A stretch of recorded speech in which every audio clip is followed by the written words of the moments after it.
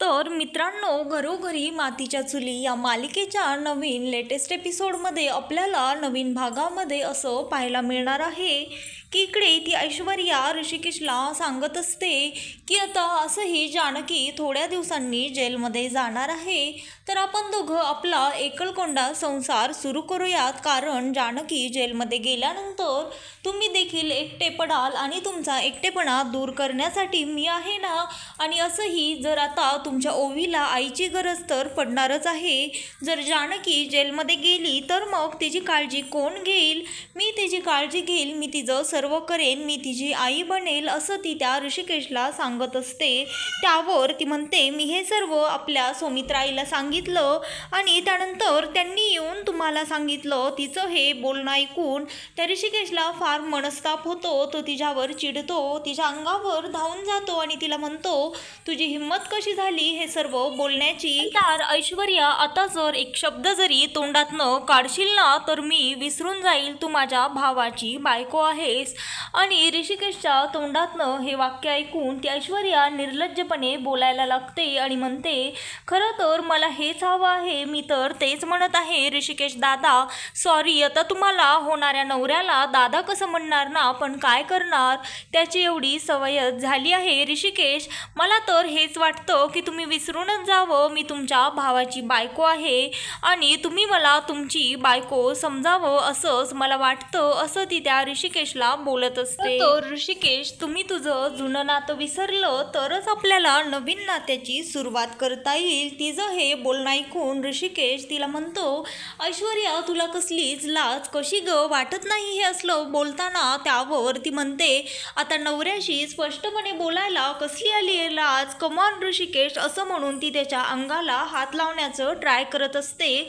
पण ऋषिकेशला मात्र हे सर्व आवडत नाही. तो तिला झिडकारून तिथनं थोडंसं बाजूला जातो आणि त्यानंतर ती ऐश्वर्या त्याला म्हणते, खरं तर माझ्याकडे एक फारच इंटरेस्टिंग गोष्ट आहे, आता मला ती सांगितल्याशिवाय राहवत नाही आहे. जर मी तुम्हाला ती सांगितली ना तर मग तुम्ही असे लग्नाला चटकन तयार होता, असं ती त्या ऋषिकेशला सांगत असते. त्यानंतर ती म्हणते, खरं तर आता जानकीची आई माझ्या ताब्यामध्ये आहे आणि जर तुम्हाला तुमच्या बायकोला कोर्टामध्ये निर्दोषपणे सिद्ध करायचं असेल तर मात्र तुमच्याकडे आता एकच ऑप्शन उरलेला आहे, असं ती त्या ऋषिकेशला सांगत असते. त्यानंतर ती ऐश्वर्या त्याला असं म्हणते, खरं तर आता तुम्ही मी जे सांगत आहे त्याप्रमाणेच वागलात तर तुमची बायको कोर्टामध्ये निर्दोष सिद्ध होईल आणि तिथनं सुटेल सुद्धा. जर तुम्हीच विचार करा, तुमची बायको कोर्टामध्ये अडकली तर ओवीचं काय होईल, असं ती त्या ऋषिकेशला सांगत असते. आणि त्याला म्हणते, पार्वती आणखीनही माझ्या ताब्यामध्ये आहे, जर तुम्हाला ती जिवंत हवी असेल तर तुम्हाला माझ्यासोबत लग्न करावं लागेल आणि जर ती कोर्टामध्ये हजर झाली नाही तर तुम्हाला माहीतच आहे स्वतःच्या आईच्या खुनाच्या प्रकरणामध्ये तुमच्या बायकोला अटक होणार आहे, असं म्हणून ती त्या ऋषिकेशचा हात पकडत असते. आणि त्यानंतर तेवढ्यातच तिथे जानकी येते आणि त्यानंतर जानकी हे बघते. त्यानंतर ऋषिकेश तिचा हात झिडकारतो. त्यानंतर ती जानकी त्यांच्या रूममध्ये येते आणि त्यांना विचारते, आत्ता तू काय म्हणत होतीस ऋषिकेशला, हे काय चाललेलं आहे, असं ती त्या ऐश्वर्याला विचारत असते. आणि मला माहीत आहे तुमच्या बायकोवर खूप प्रेम आहे, तुम्ही तिला असं तिकडे जेलमध्ये जाऊ देणार नाहीत, पण त्यासाठी तुम्हाला माझ्याशी लग्न करावं लागेल. आणि ती जानकीला देखील हेच सांगते, जर तुला तुझी आई हवी असेल तर तुला तुझा नवरा मला द्यावा लागेल, मी ऋषिकेशसोबत लग्न केल्यासच तुला तुझी आई भेटणार, असं ती त्या जानकीला सांगते. तर ती ऐश्वर्या त्या ऋषिकेशला म्हणते, तुम्ही जास्त वेळ करू नका, आता तुमच्याकडे फार कमी वेळ शिल्लक आहे, त्यामुळे तुम्ही काय तो निर्णय घ्या आणि मला कळवा. त्यानंतर ती ऐश्वर्या त्या जानकीला म्हणते, काय मग तुला माझी मागणी मान्य आहे का? त्यावर ती म्हणते, तू हे काय बोलत आहेस, तुला तरी कळतंय का? मला वाटलंच नव्हतं तू इतक्या घाणेरड्या नीच थराला जाऊन वागशील, असं ती त्या ऐश्वर्याला म्हणत असते. त्यावर ती म्हणते, आता तू सर्वस्व निर्णय तुझा आहे, तूच ठरव. तुला तुझी आई पाहिजे आहे की नवरा पाहिजे? जर तुला तुझी आई पाहिजे असेल तर मात्र तुला तुझा नवरा मला द्यावा लागेल, असं ती त्या जानकीला सांगत असते. त्यावर हे तिचं बोलणं ऐकताच त्या जानकीचा राग अनावर होतो, तिच्या जीवाचा संताप होतो. त्यानंतर ती जानकी ऐश्वर्याच्या एक थोबाडीत मारते. तर ती जानकी त्या ऐश्वर्याला म्हणते, खरं तर असले घाणेरडे विचार तुझ्याच डोक्यामध्ये येऊ शकतात. तू एका पतिव्रता स्त्रीला तिचा नवरा मागायला निघाली आहेस. मला तर विश्वासच बसत नाही, तू इतकी घाणेरड्या थराला जाऊन कशी काय वागू शकतेस? त्यानंतर ती म्हणते, एक वेळेस तू माझा जीव मागितला असता, माझं काळीज मागितलं असतं तर मी तुला दिलं असतं, पण तू तर मला माझा स्वाभिमानच मागायला निघालेली आहेस, असं ती त्या ऐश्वर्याला म्हणते. आणि त्यानंतर ती म्हणते, तुझी लायकी तरी आहे का त्यांच्यासोबत लग्न करण्याची? त्यावर ती ऐश्वर्या म्हणते, बास कर आता तुझी ही फालतू बडबड. आणि काय गं, तू माझी लायकी काढत आहेस? तुझी तरी लायकी होती का? तुझ्या वेळेस ह्यांच्याशी लग्न केलं होतंस आणि तुझी लायकी नसताना देखील तू ऋषिकेश सोबत लग्न केलंसच ना, मग आता माझी लायकी तू का काढतीयेस? आणि मला माहीत आहे माझ्या बोलण्याचा तुला राग आला असेल, पण तुला राग येऊ देत, मला काहीच फरक पडत नाही, कारण मला माहीत आहे ज्याच्यावर आपण खूप प्रेम करतो, अगदी जीव ओवाळून टाकतो, त्याच्यासाठी काहीही करायला तयार असतो, तो माणूस आपल्यापासून दूर गेल्यानंतर काय त्रास होतो हे माझ्यापेक्षा जास्त कोणाला माहीत असणार. आणि आता मला तुला तोच त्रास द्यायचा आहे, जे मी भोगला आहे ते तुला देखील भोगायला लागणार आहे, कारण मला तूच सौमित्रपासून दूर केलं होतंस आणि मला माझं लग्न सारंगसोबत लावून दिलं, आणि आता त्याचप्रमाणे मी मला स्वतःला तुझ्या नवऱ्याच्या गळ्यामध्ये बांधणार आणि तुला रोज मरत जगताना खुडत जगताना पाहणार, असं ती त्या जानकीला सांगत असते आणि हसत देखील असते. त्यानंतर ती म्हणते, खरं तर मला माहीत आहे असले विकृत आणि घाणेरडे विचार तुझ्यासारख्याच बाईच्या डोक्यामध्ये येऊ शकतात. तू आधीपासूनच असल्या घाणेरड्या विचारांची होतीस आणि कायमच राहणार, त्यामुळे तुला आत्ता जेवढं हसायचं आहे तेवढं हसून घे.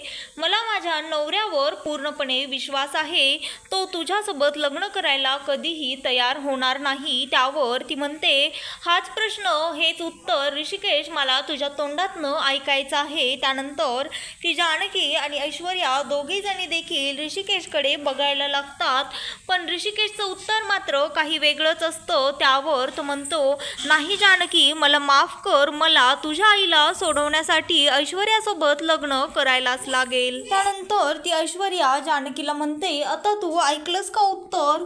त्यानंतर ती तिथनं निघून जाते आणि म्हणते, जाऊ दे, आता काही दिवसांनी तू फक्त जानकीच राहणार आहेस. आणि त्यानंतर ती ऐश्वर्या तिथनं निघून जाते. त्यानंतर ती गेली आहे हे पाहून ती जानकी आणि ते ऋषिकेश दोघेजण हसायला लागतात आणि म्हणतात, खरं तर त्या ऐश्वर्याला वाटत आहे ती आपल्या प्लॅनमध्ये फसलेली आहे, पण खरं तर आपण तिच्या प्लॅनमध्ये नाही तर तीच आपल्या प्लॅनमध्ये फसलेली आहे, असं ती जानकी त्या ऋषिकेशला म्हणत असते. त्यानंतर तो ऋषिकेश तिला सांगतो, बरं झालं खरं तर तू आमचं बोलणं ऐकलंस आणि खरंच तुझा प्लॅन तू आम्हाला सांगितलास, म्हणूनच हे सर्व शक्य झालं, कारण त्या जानकीने सौमित्रा आईचं आणि ऋषिकेशचं बोलणं ऐकलेलं असतं आणि ती म्हणालेली असते की आई तिला हे असं करू द्यात, कारण तिचं असं करण्यामध्येच आपण आपला डाव साधून घ्यायचा. तिला असं वाटत असेल की ऋषिकेश तिच्याशी लग्न करायला तयार झालेला आहे, पण आपण तिच्याशी लग्न करायला तयार झालेले आहेत ऋषिकेश, असं फक्त तिला दाखवायचं, तिला भासवायचं, पण असं काही करायचं नाही. आपण तिच्याशी असं नाटक करून तिच्याकडनं माझ्या आईचा पत्ता काढून घ्यायचा, माझी आई कुठे आहे हे सर्व काढून घ्यायचं आणि अशा प्रकारे तिला असं दाखवायचं की ती तिच्या प्लॅनमध्ये सक्सेस होत चाललेली आहे आणि तिच्या ह्या अशा वागण्याने आपल्या सर्वांनाच फार मनस्ताप झालेला आहे, पण खरं तर तीच आपल्या प्लॅनमध्ये अडकत चाललेली असणार आणि आता तिच्या पापाचा घडा देखील भरत आलेला आहे. खरं तर खऱ्याचाच विजय होत असतो नेहमी, खोट्याचा विजय कधीही होत नाही. त्यानंतर ती असं त्या दोघांना सांगत असते, ऋषिकेश तुम्ही माझी काळजी करू नका, मी सगळं ऐकलेलं होतं आधीच आणि मला कसलाही त्रास होत नाही. कारण तिला धडा शिकवायचा असेल तर आपल्याला मात्र हे नाटक करायलाच लागेल, असं ती सौमित्रा आईला आणि ऋषिकेशला सांगत असते. त्यावर ती म्हणते, सौमित्रा आई तुम्ही देखील आता त्या ऐश्वर्याला असंच दाखवा की तुम्हाला ओवीची फारच काळजी वाटत आहे आणि आता मी जेलमध्ये जाणार म्हटल्यास ओवीला देखील कोण्या ना कोण्या आईची गरज पडणार, तिची काळजी कोण घेणार, असंच तुम्ही त्या ऐश्वर्यासमोर दाखवायचं आणि असं म्हणून तिला सांगायचं की तुझा जो निर्णय आहे तो अगदी बरोबर आहे आणि ह्या निर्णयामध्ये मी तुझ्या सोबत आहे, असं जानकी त्या सौमित्राला सांगत असते. ऐश्वर्यासारखी मेंदू नसणारी मुलगी माझ्या नवऱ्यासमोर असा विचार करते आणि त्याला बोलूनही दाखवते आणि आई समान असणाऱ्या सासूला काहीही लाज न बाळगता असले घाणेरडे विचार सांगते म्हटल्यास ती मुलगी आता सर्व हद्दी तिने पार केलेला आहे. त्यामुळे आपल्याला देखील तिच्यासारखंच बनून तिला धडा शिकवावा लागेल, असं ती सौमित्रा आईला सांगत असते. आणि आई मला खात्री आहे हे फक्त ती पैशासाठीच करत आहे, तिला पैसा आणि मान सगळं काही हवं आहे, त्यासाठीच तिने हा खेळ रचला आहे. आपल्यावर नितांत प्रेम करणाऱ्या नवऱ्याचा देखील तिने सारंगचा देखील वापर करून घेतला, तुम्हाला तर माहीतच आहे. आणि आता तिला नात्यांची किंमत देखील नाहीये, त्यामुळे तिच्या मनामध्ये डोक्यामध्ये असले घाणेरडे विचार आलेले आहेत. तर तो ऋषिकेश म्हणतो, अगं जानकी ते सर्व खरं आहे, पण तू मला तिच्यासोबत लग्न करण्याचं नाटक देखील करायला कसं सांगू शकतेस, तुला कळतंय ना तू काय बोलतीयेस. त्यावर ती म्हणते, हो ऋषिकेश तुम्ही या सर्वांचा त्रास करून घेऊ नका, आता ऐश्वर्याला धडा शिकवायचा असेल तर आपल्याकडे एवढाच एक मार्ग आहे, शिवाय मला माझ्या आईला देखील तिच्या तावडीतनं सोडवायचं आहे आणि आता आपल्याकडे फारच कमी वेळ शिल्लक आहे, असं ती त्या ऋषिकेशला आणि सौमित्रा आईला सांगत असते. त्यानंतर इकडे अवंतिकाला ही गोष्ट कळताच अवंतिका त्या ऐश्वर्याला भांडायला जाते, तिला रागवते, तिच्यावर चिडते आणि म्हणते, तुझी ही असली नाटकं बंद कर, तुला असं बोलताना असले घाणेरडे विचार करताना काहीच कसं ग वाटलं नाही, जरा स्वतःचा चेहरा तरी आरशामध्ये बघ आणि स्वतःचं आत्मपरीक्षण कर, तुला स्वतःची लाज वाटेल, तू असं कसं वागू शकतेस, असं ती त्या ऐश्वर्याला म्हणत असते. ऐश्वर्या हा सर्व काय प्रकार आहे, तुला आता ऋषिकेश दादांसोबत लग्न करायचं आहे, खरं तर मला हे ऐकूनच तिडक भरली आहे, तू असा विचार करूच कसा शकतेस, तुला तर माहीत आहे त्यांना एक मुलगी देखील आहे आणि जानकी वहिनीचा आणि त्यांचं एकमेकांवर किती प्रेम आहे, तुला माहीत आहे ना, तुझ्या डोक्यामध्ये असले घाणेरडे विचार कुठून येतात ग, असं ती अवंतिका त्या ऐश्वर्याला म्हणत असते. तर ती म्हणते, तू इतक्या खालच्या तराला जाशील असं स्वप्नातही आम्हाला वाटलं नव्हतं. त्यावर ती ऐश्वर्या म्हणते, अवंतिका तू आता जरा अति बोलत आहेस, तुझं तोंड सांभाळून बोल. त्यावर ती म्हणते, खरं तर मला तुला बोलण्याची इच्छा नाहीये, काय आहे ना, मला स्वतः चिखलामध्ये हात घालून माझे हात बरबटून घ्यायचे नाही, पण काय करणार, नाईलाजाने मला तुझ्या तोंडाला तोंड देऊन बोलावं लागत आहे, कारण तू आता सगळ्याच लिमिट क्रॉस केलेला आहेस वागण्याच्या बोलण्याच्या. आई निदान तुम्ही तरी हिला बोलायला हवं होतं, ही जी अक्कल ठिकाण्यावर आणायला हवी होती. त्यानंतर ती म्हणते, आई अहो तुम्ही तरी हिला काहीतरी बोलायला हवं होतं, तुम्ही हिचं सगळं असं ऐकूनच कसं घेतलं. त्यानंतर ती आजी मध्ये बोलते आणि म्हणते, तू हे तिला बोलायला काय सांगत आहेस अवंतिका, खरं तर ऐश्वर्या जे काही बोलत आहे ते सर्व बरोबरच आहे आणि आता ती कशाला सौमित्रा हिला बोलेन, तिचा नातू हिच्या पोटामध्ये वाढत आहे, ह्या घरचा कुलदीपक हिच्या पोटामध्ये वाढत असताना हिला असं जाऊ द्यायचं का.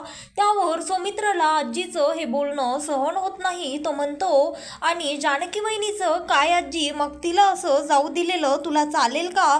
त्यावर तो म्हणतो, तुला आता अवंतिका सोबत राहून चांगलीच वाचा फुटली आहे, असं ती आजी त्या अवंतिकाला आणि सौमित्राला म्हणत असते. आजी तुझं हे चांगलं आहे, जिथे चुकीचं घडत असतं तिथे तू तर बोलत नाही आणि आम्ही बोलायला गेलो तर तू असं हे म्हणतेस की मी तुला उलट बोलत आहे, मी तुला काहीही उलट बोलत नाही, जे बरोबर आहे मी तेच बोलत आहे. त्यावर सौमित्रा म्हणते, सौमित्र गप्प बस, हे तू काय बोलतोयस? त्यावर तो म्हणतो, अगं आई, तुला कसं कळत नाही? आता ह्या जानकी बहिणीचं आणि ऋषिकेशचं सर्व काही चांगलं चालत असताना ही बाई भलत्याच कसल्या तरी घाणेरड्या मागण्या करत आहे आणि आपण सगळं हिचं ऐकून कसं घेत आहोत? तुम्हाला तरी माहीतच असेल की आता एक बायको असताना दुसरी बायको करणं आपल्या देशामध्ये व्हॅलिड नाही आहे, इनव्हॅलिड आहे ते. आता हे रूलच्या खिलाफ आहे असं तो सौमित्र त्यांना सांगत असतो. तर ती ऐश्वर्या म्हणते, बास करा आता सर्वजण, मला कोणाचंही काहीही ऐकायचं नाहीये. आधीच तर तुम्हाला माझ्या गोष्टींमध्ये मी चूक की बरोबर हे ठरवण्यामध्ये फारच इंटरेस्ट असतो, पण आता मला सहन होत नाहीये. तर ती ऐश्वर्या म्हणते, तुम्ही ज्या जानकीच्या आणि ऋषिकेशच्या नात्यांबद्दल बोलत आहात ना, मला माहीत आहे ते नातं फार काळ काही टिकणार नाहीये. त्यावर ऋषिकेशला हे तिचं बोलणं ऐकून फारच राग येतो. तो म्हणतो, फार काळ टिकणार नाही म्हणजे तुला काय म्हणायचं आहे? म्हणते, ऋषिकेश तुम्हीच बघा, आपल्या सर्वांना तर माहीतच आहे आता जानकीवर तिच्या आईच्या खुनाचा आरोप आहे आणि आता ती ह्या आरोपामध्ये जेलमध्ये देखील लवकरच जाणार आहे. आता ह्या असल्या डेंजर आरोपाखाली तिला अटक केल्यावर निदान जन्मठेप तर नक्कीच होईल. त्यामुळे आता ती कधीच ह्या घरामध्ये वापस येऊ शकणार नाही. त्यावर अवंतिकाला तिचं हे बोलणं ऐकून फारच राग येतो. त्यावर ती म्हणते, तुझं तोंड जरा सांभाळून बोल, असलं काहीही होणार नाहीये. त्यावर ती ऐश्वर्या त्या अवंतिकाला म्हणते, तू काही जज आहेस का असले काहीही बोलायला? त्यानंतर ते जानकी फक्त पुराव्याअभावी बाहेर आहे, नाहीतर गुन्हा तर तिने केलेलाच आहे. त्यावर ऋषिकेश म्हणतो, तू तोंडाला येईल ते वाटेल ते बोलू नकोस, तिचा गुन्हा आणखीनही सिद्ध झालेला नाहीये असं तो त्या ऐश्वर्याला सांगत असतो. त्यामुळे तू सुद्धा आता उगाचच तिच्यावर न्यायनिवाडा केल्यासारखं वागू नकोस. त्यावर तो म्हणतो, तू आता जरा गप्पच बस. त्याचं हे बोलणं ऐकून ती ऐश्वर्या म्हणते, हो बरोबर आहे तुमचं, माझं चुकलंच, मी आता जरा शांतच बसते. कारण कसं आहे ना ऋषिकेश, आता मला यापुढे तुमचंच ऐकायचं आहे, कारण मी तुमची अर्धांगिनी होणार आहे असं ती त्याला बोलून शांत बसते. त्यानंतर आजी त्या जानकीला म्हणतात, खरं तर ऐश्वर्या हे सर्व करून जानकी तुझी मदतच करत आहे. त्यावर जानकी म्हणते, आजी तुम्ही हे काय बोलत आहात आणि ही कसली माझी मदत करत आहे? त्यावर त्या म्हणतात, आता तूच विचार कर, तू जेलमध्ये गेल्यावर तुझ्या आठवणीने ऋषिकेश इकडे तिकडे रडत कुडत एकटा पडणार नाही का?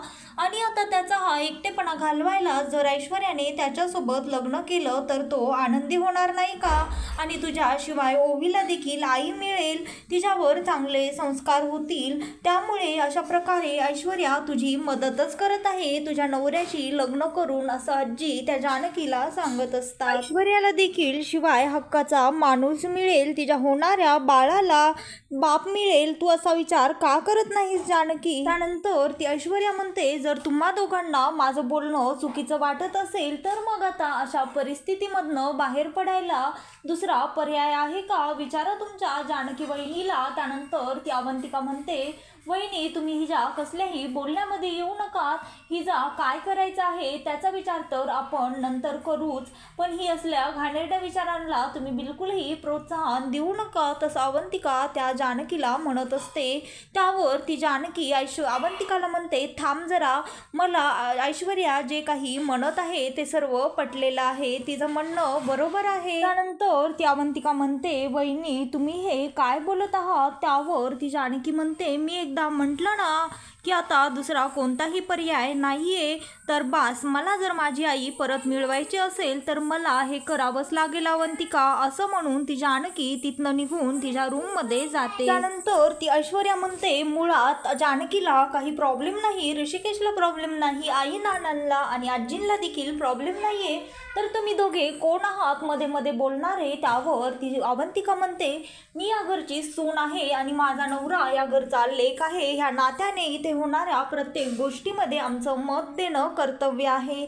त्यावर ती ऐश्वर्या तिला म्हणते, मध्ये मध्ये करण्याला जर तू मत देणं समजत असशील तर तू खूप चुकीच्या गैरसमजामध्ये आहेस. आणि त्यानंतर इकडे ती जानकी रूममध्ये गेल्यानंतर सर्वजण तिच्या मागे जातात. त्यावर तो सौमित्र म्हणतो, वहिनी मला तर हिचं बोलणं काहीच पटत नाहीये. त्यावर ती म्हणते, पण आपल्याला एक खात्री करून घ्यावी लागेल, आपल्याला आणखी माहीत नाही की नक्की माझी आई तिच्या ताब्यामध्ये आहे का ती आपल्याला खोटं बनवत आहे, आपल्याशी खोटं वागत आहे, त्यावर ऋषिकेश त्या ऐश्वर्याच्या रूममध्ये खरं खोटं करायला जातो आणि त्यानंतर ती ऐश्वर्या त्याला त्या जानकीच्या आईची AI ने बनवली खोटी व्हिडिओ क्लिप दाखवते आणि त्यानंतर ज्यावेळेस ती व्हिडिओ क्लिप सौमित्रजवळ पोहोचवते त्यावेळेस मात्र त्याच्या मनामध्ये लक्षात सर्व प्रकार येतो. तर मित्रांनो, घरोघरी मातीच्या चुली या मालिकेचे नवनवीन लेटेस्ट एपिसोड पाहण्यासाठी आत्ता चॅनलला लाईक, शेअर आणि सबस्क्राईब मात्र नक्की करा.